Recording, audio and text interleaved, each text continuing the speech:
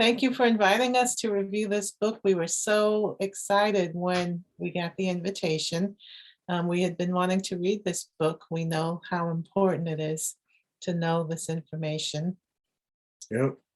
And interestingly enough, as we were driving through the South over Christmas, we were driving through some of the areas that the author talks about and thinking about some of these things.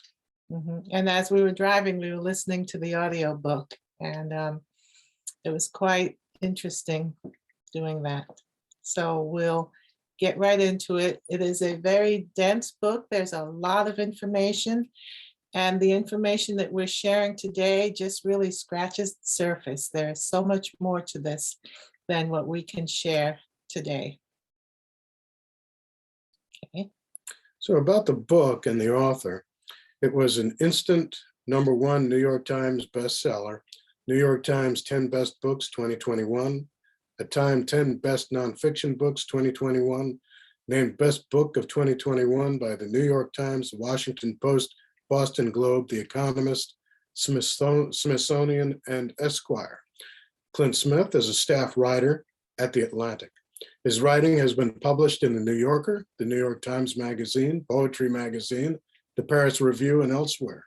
Born and raised in New Orleans, he received his BA in English from Davidson College and his PhD in education from Harvard University. And he put a lot of research, time, and effort into this book. And as we go through, we'll share some of the experiences that he shares in writing this book and in researching this book. So Mr. Smith visited monuments and landmarks to slavery's central role in shaping our nation's history. So this is the list of the places that he included in the book. You know, he makes a point of saying that he visited many, many more places, but these are the 8 that he chose to focus on in this book. Monticello Plantation, Virginia. Jefferson believed himself to be a benevolent slave owner, but his moral ideals came second to and were always entangled with his own economic interests. In that plantation, there was a docent. His name was David Thorson, and he's white male, military veteran. And when the author sat down to the presentation, this is how David opened. He said, "Slavery is an institution. In Jefferson's lifetime, it became a system. So what is the slave system? It is a system of exploitation. It is a system of inequality and exclusion. It is a system where people are owned as property and held down by means of physical and psychological force. A system being justified by people even though they know it's morally wrong. By doing what?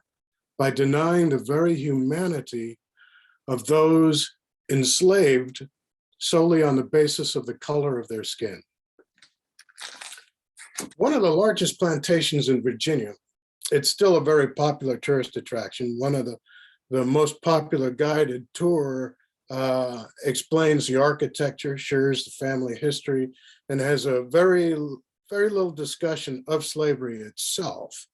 Less popular tour, the one that I mentioned, focuses on Jefferson's relationship to slavery. So Jefferson was a typical slave owner. He enslaved generations of people.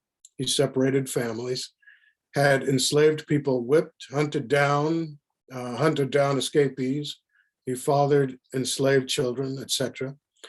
To support his lavish lifestyle, he often mortgaged enslaved people. And upon his death, most of the enslaved people were sold to pay off his debts. Jefferson owned more than 600 human beings in his lifetime, and 500 of those persons were at this Monticello plantation. So Jefferson was one of the fathers of our country, and his famous quote, "All men are created equal," was something that gave him pause, and he did struggle over that because he did realize the impact of slavery. And he he realized the hypocrisy of penning those words, but at the same time, the author talks about how Jefferson benefited greatly from the institution of slavery. So although he was, he had some misgivings about it, he did benefit from it and made very little effort to end slavery. Another thing that the author emphasizes in this chapter is that most of the people who visit Monticello Plantation are white, and most of them say that they come there to enjoy the architecture and learn about, the life of people living during those times. And they're not so focused on slavery. The author had spoken to a lot of people who were there for the tours, and they, again, they shared that, oh, we're here because it's such a beautiful building, and so. And they were shocked. Mhm. They were shocked to hear what happened on the plantation. Mhm. And one of them, I'm loosely quoting it, that seems to take a little luster off of the man. Yeah, and it's things that, they say they didn't learn in school about Jefferson. We all learned that he was one of the founding fathers, and, it's hit upon lightly that he did struggle with the institution of slavery, but Jefferson kept very good records, and it shows that he benefited greatly from slavery. The next place, in contrast to Monticello, that the author visited is the Whitney Plantation in Louisiana. Number one question we get from white visitors, said one of the docents, I know slavery was bad, but were there any good slave owners? So, bought by white attorney John Cummings in 1998 as an investment property, after learning about its history, he invested $10 million to make it a museum and teach the harsh realities of slavery. And one of the quotes, no one comes to Whitney thinking they're only coming to admire the architecture of the big house, but ultimately they come from the same education system we all have. And I've read probably 11,000 oral histories. I thought sooner or later, I'm going to get to one where the woman was not raped or the man was not almost beaten to death. But they're speaking to the fact that that was not the case. And the history was very brutal. In fact, there was a slave revolt in 1855, and the lower right-hand side photograph indicates that after the slaves were captured and the revolt was put down, some 55 slaves were beheaded and their heads put on pikes.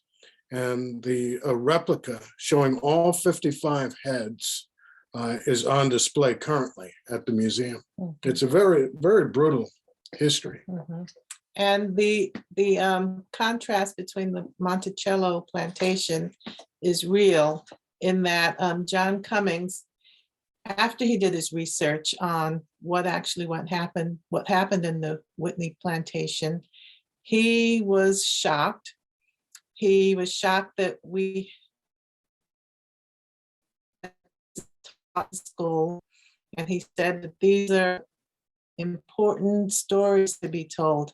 That third bullet is a quote from him, saying that he's read countless stories of how enslaved people were treated, and he has yet to come across one where people were treated well, where people were not raped or beaten to death. So, he just almost because they still had to work. Yes. So he wanted to share some of the harsh realities of slavery. The next place that the author talks about is Angola prison. Yeah. People have been held in bondage on this land for more than 200 years. And this is very fascinating. Angola first existed as a plantation worked by enslaved Black people. It was owned by one of the largest slave trading firms in the US and produced more cotton than any other plantation in the South. After emancipation, The plantation was leased to the state as a prison. The 13th Amendment allows prisoners to work for no pay. And the convict leasing system was developed when businesses that had relied on free slave labor experienced severe labor shortages. And Southern states consistently manipulated laws to drive convictions. So if you can imagine, when enslaved people were emancipated, the whole supply of free labor dried up and these large plantations were in trouble. So Louisiana decided that, hey, the 13th Amendment allows for prisoners to work for no pay. Let's increase the prison population. Let's build this, they call it the prison industrial complex. Let's make That was the start of it. That was the start of it. Let's make it easier for Black people to be convicted. So they changed laws so that it was easier for convictions. And let's build this place on the side of a plantation where we can have this source of free labor. So it was just a continuation of slavery under a different name. Mm. The next place is Blandford Cemetery. This is a cemetery to the Confederacy. Yeah, the entrance was marked by a large stone archway ornamented with the words, our Confederate heroes. Sons of Confederate Veterans Commemoration Memorial Day Celebration, end quote. At the end of the day, I still think that both sides were brave men who deserve to be remembered. That was from a Civil War reenactor. Their ancestors fought a war to keep our ancestors enslaved. There is resistance to the facts. Accepting such a reality would, for them, mean deterioration of a narrative that has long been part of their lineage and the disintegration of much of who they believe themselves to be in the world. That's from the author. And as of 2019, there were nearly 2,000 Confederate monuments in public places across the country. Many were built during the Jim Crow days to serve as a physical embodiment of the terror campaign directed at Black communities. And the author talks about how he spoke to a lot of people who were part of this commemoration Memorial Day celebration to celebrate the Confederacy. And he just asked them, why are you here? Why are you celebrating the Confederacy? And people talked about, they didn't believe that the Civil War was a war about slavery. They said things like it was the Northern invasion and the War of States' Rights. And they didn't believe that slavery was as bad as it was. They didn't believe that their ancestors were slave holders. And they had all kinds of other reasons why they felt that they needed to celebrate the Confederate war heroes. He talked about how many statues in this country there are to Robert E. Lee. And Robert E. Lee was a notorious slave owner. I mean, there are countless stories about how cruel he was to the enslaved people that he held. Yeah, and we lived in the South, and I've spoken to Confederate reenactors as well, and they say history without hate. But you cannot review that period without acknowledging some of the harsh realities. And one of those realities is that slave labor was a very strong economic driver for the South and its industry. Mm-hmm. The author tells a story while he was here watching the Memorial Day celebration.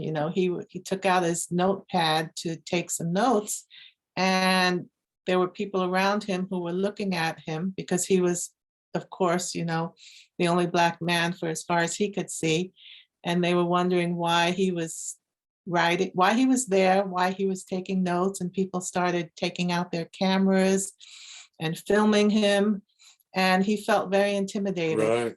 And put his notepad away. So he still felt like there's something going on down there. Yeah, yeah. We So- were invited to a program in Stone Mountain, Georgia. This has to be almost 30 years ago. And we didn't know what it was about. We were new in the South. And it was a celebration of the Confederacy. They did show on the laser light show the Confederate charge happening. And yeah, you did see the sea of people, and we were the only Black family there. It was a very peculiar thing. But yeah, there are people that they really do believe it's a wholesome history. It would be akin to celebrating the Nazi Party's rise to power in 1933. And being a Jew in the sea of Nazis celebrating that, you wouldn't feel quite comfortable. Mhm.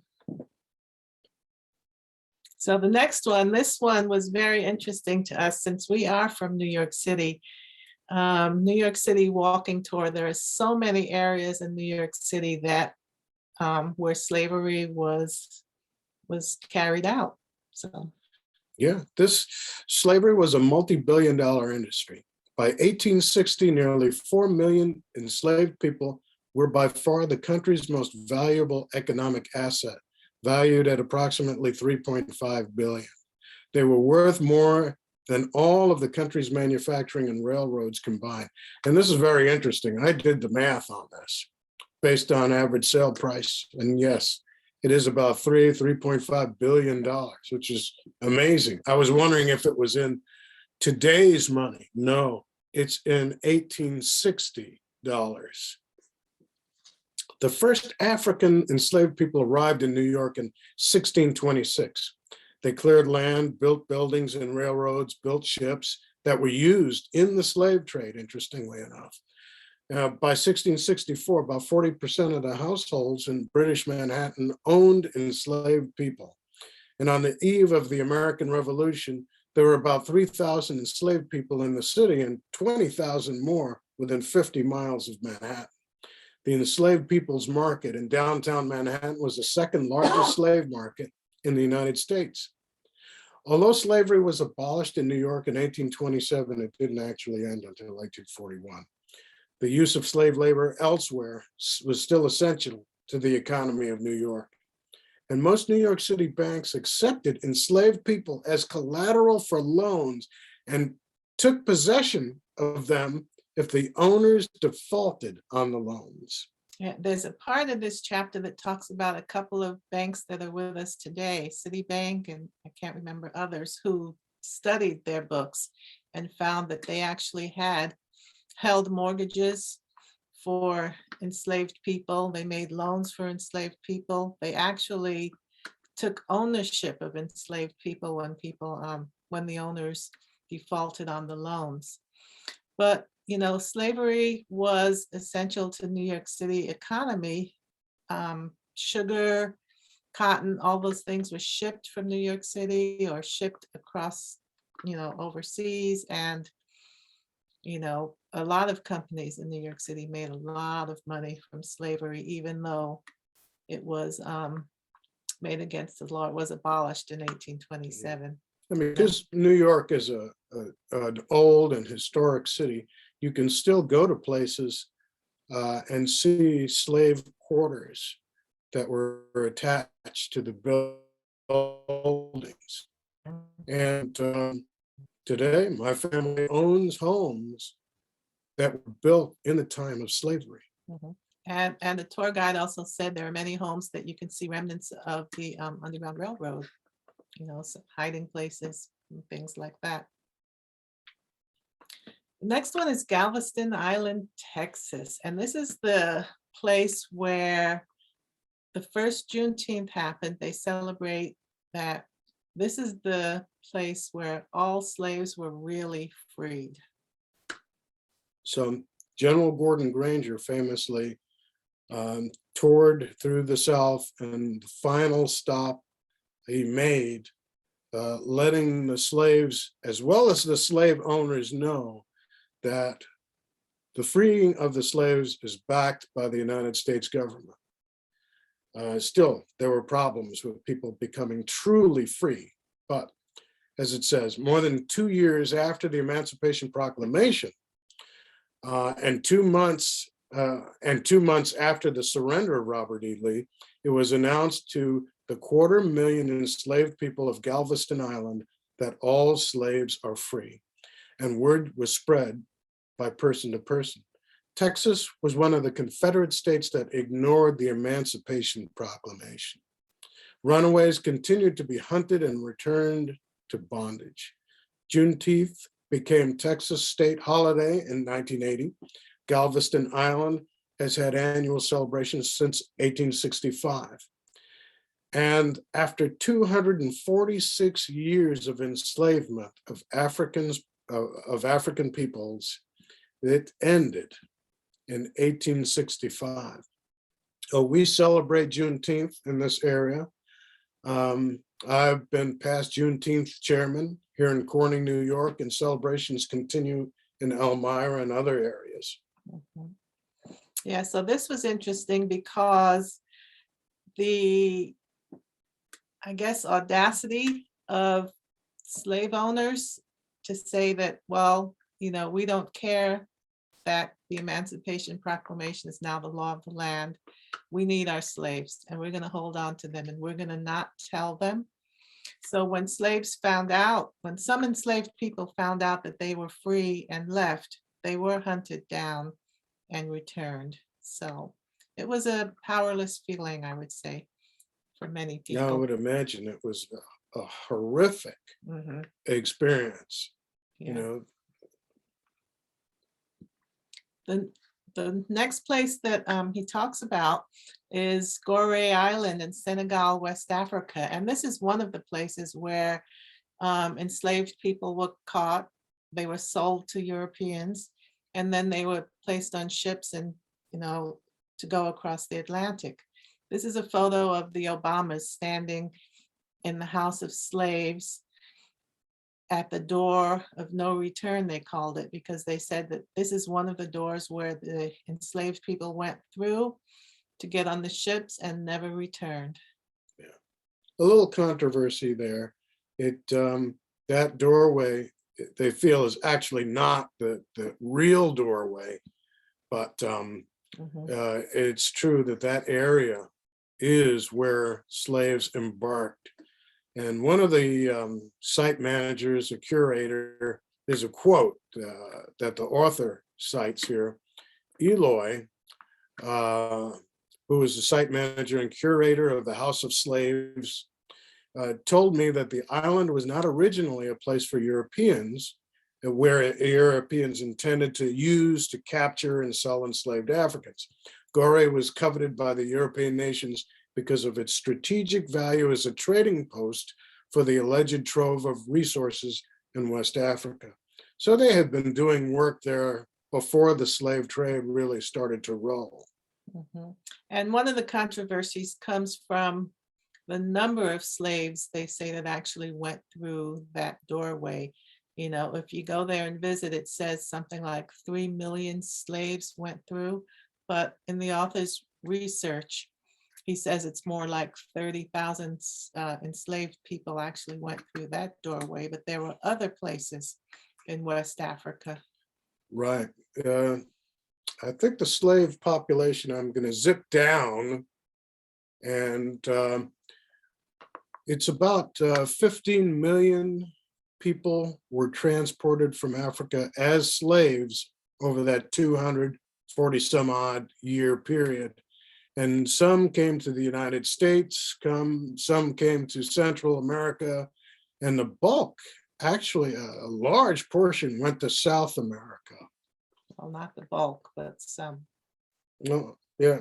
Well, significant portion if you look at the arrow. Yeah. It depicts the percentage of Africans that were transported.